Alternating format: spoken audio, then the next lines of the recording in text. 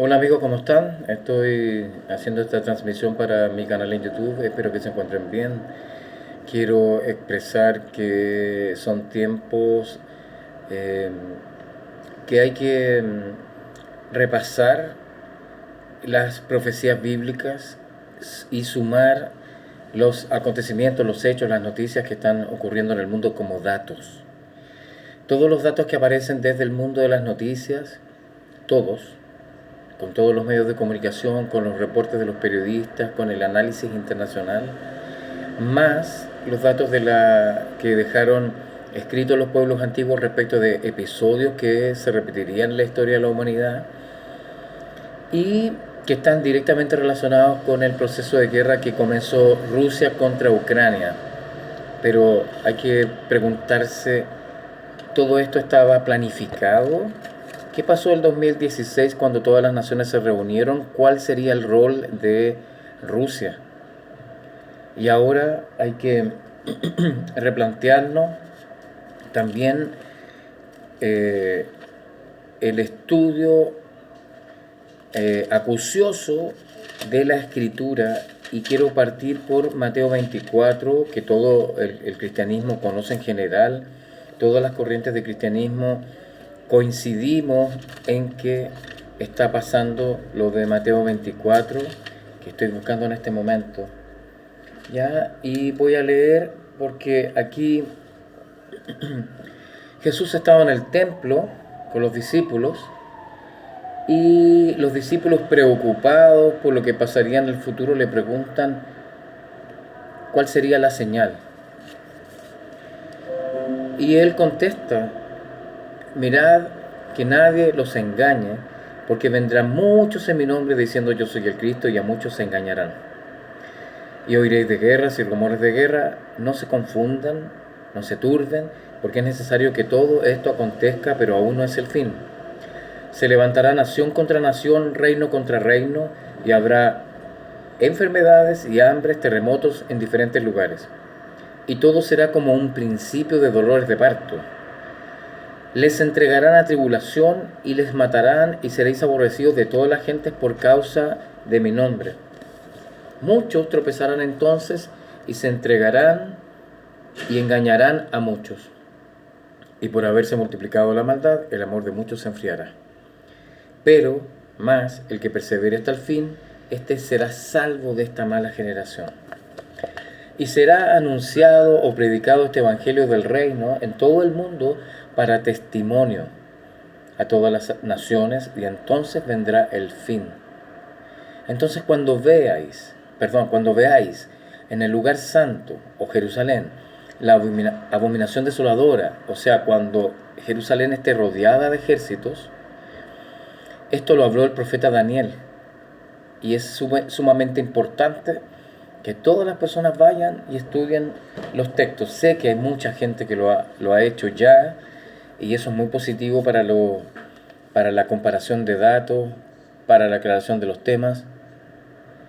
Así que, bueno, dice allí que el que esté en la azotea no descienda para tomar algo de su casa, si es que está ya una guerra, un conflicto bélico en Israel.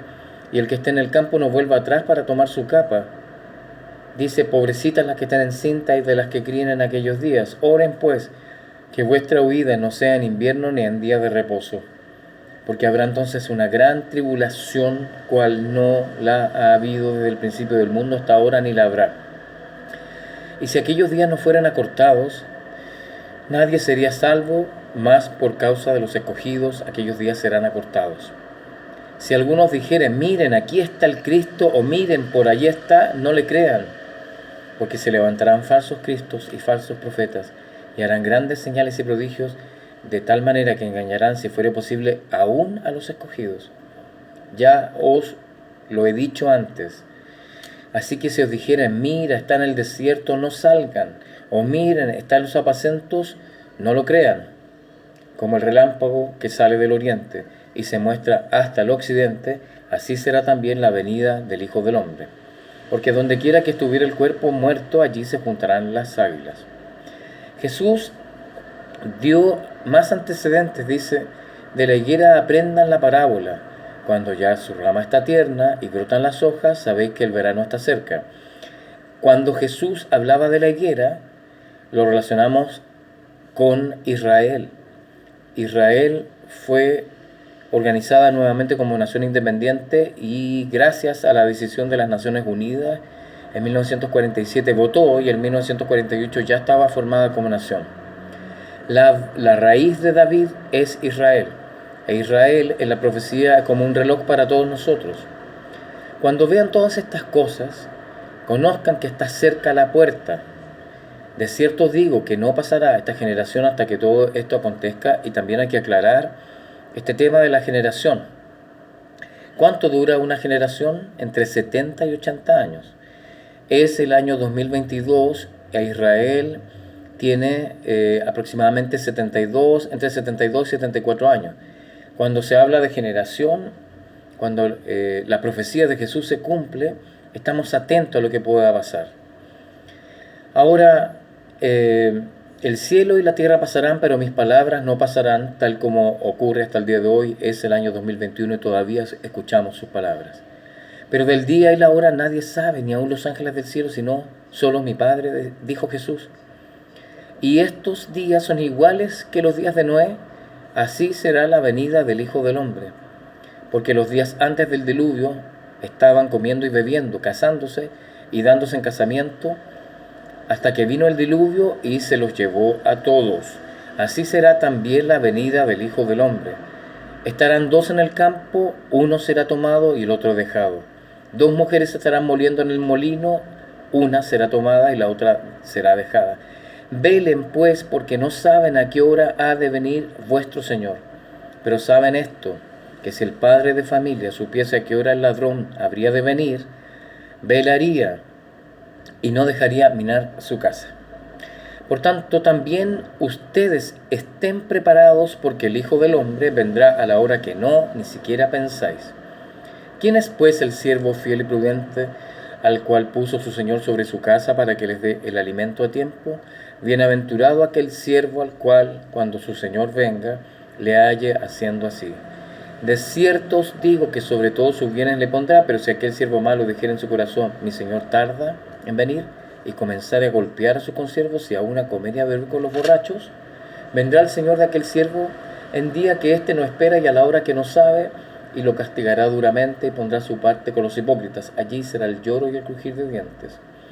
Ahora Jesús habla de parábolas de las 10 vírgenes, parábola de los talentos y el juicio de las naciones, parábola de las 10 vírgenes invitando a todos los creyentes a estar llenos de aceite, llenos de espiritualidad, muy cerca de Él, en oración, en ayuno, cumpliendo los mandamientos, qué sé yo. También de la parábola de los talentos, estar preocupados de negociar no es la palabra correcta, estar preocupados de que el Señor nos halle fieles hasta la muerte. Y también en el juicio de las naciones, cuando esta tribulación está ocurriendo y hay que ayudar a las personas, entonces el Señor invita a los que han heredado el reino que si alguien tiene hambre, que le demos de comer, y que si alguien tiene sed, le demos de beber, y si alguien está desnudo, lo cubramos, o enfermo también, y si alguno está en la cárcel, que lo visitemos. Y esa es la voluntad de Dios. Cuando le hiciste esto a uno de estos mis hermanos más pequeños, a mí lo hicisteis, dice Jesús, en este español un poco antiguo, muy, muy de España. Porque tuve hambre y me diste de comer, tuve sed, me diste de beber. Toda esa es voluntad de Dios. Estuve desnudo y me cubriste. Estuve enfermo en la cárcel y me visitasteis. Ahora, Jesús, acabado de decir estas cosas, dijo a sus discípulos: sabéis que dentro de 2 días se celebra la Pascua. Acuérdense, aquí en castellano dice la Pascua, pero es Pesaj. Y el Hijo del Hombre será entregado para ser crucificado, y Jesús fue crucificado en Pesaj, en la Pascua. ¿Ya? Recuerden la Pascua. ¿Cuál es la fiesta de la Pascua? La liberación de la esclavitud de Egipto. ¿Ya? Bueno, Esta es una parte de la profecía. Este es el primer video que subo a mi canal para poder compartirlo con todos los amigos, con los hermanos, con los que tienen interés, con los periodistas que siguen algunos datos que fluyen desde los pueblos antiguos, como lo que está escrito en la Biblia, y también la cristiandad, que se tiene que preparar para estos tiempos. ¿Cuál es la voluntad de Dios para los finales? Que permanezcamos fieles a pesar de todas las cosas, fieles en la fe, inamovibles de nuestro paradigma, que es seguir a Jesucristo, de ser discípulos. Al final de los tiempos estamos viviendo. Entonces hay mucho que contar, hay muchas profecías que se tienen que cumplir, hay mucho en la palabra del Apocalipsis, de los sellos del Apocalipsis, que también hay que repasar. Jesús tuvo un compromiso muy grande y recuerden todo lo que ha hecho Jesús con sus discípulos. Había una multitud con ropas, vestidas de ropas blancas. Entonces clamaban a gran voz diciendo: la salvación pertenece a nuestro Dios que está sentado en el trono y el Cordero. Y todos los ángeles estaban de pie alrededor del trono, y los ancianos y los 4 seres vivientes, y se postraron ante sus rostros, sobre sus rostros delante del trono, y adoraron a Dios, diciendo: amén. La bendición y la gloria, y la sabiduría y la acción de gracias, y la honra y el poder y la fortaleza sean a nuestro Dios por los siglos de los siglos. Entonces uno de los ancianos habló diciendo: ¿y estos que están vestidos de ropas blancas, quiénes son y de dónde han venido? Y yo le dije: Señor, tú lo sabes. Y él me dijo: estos son los que han salido de la gran tribulación y han lavado sus ropas y las han emblanquecido en la sangre del Cordero. Porque estos están delante del trono de Dios y les sirven día y noche en su templo. Y el que está sentado sobre el trono extenderá su tabernáculo sobre ellos. Ya no tendrán hambre ni sed, y el sol no caerá más sobre ellos, ni calor alguno. Porque el Cordero que está en medio del trono los pastoreará, y los guiará a fuentes de aguas de vida, y Dios enjugará toda lágrima de los ojos de ellos.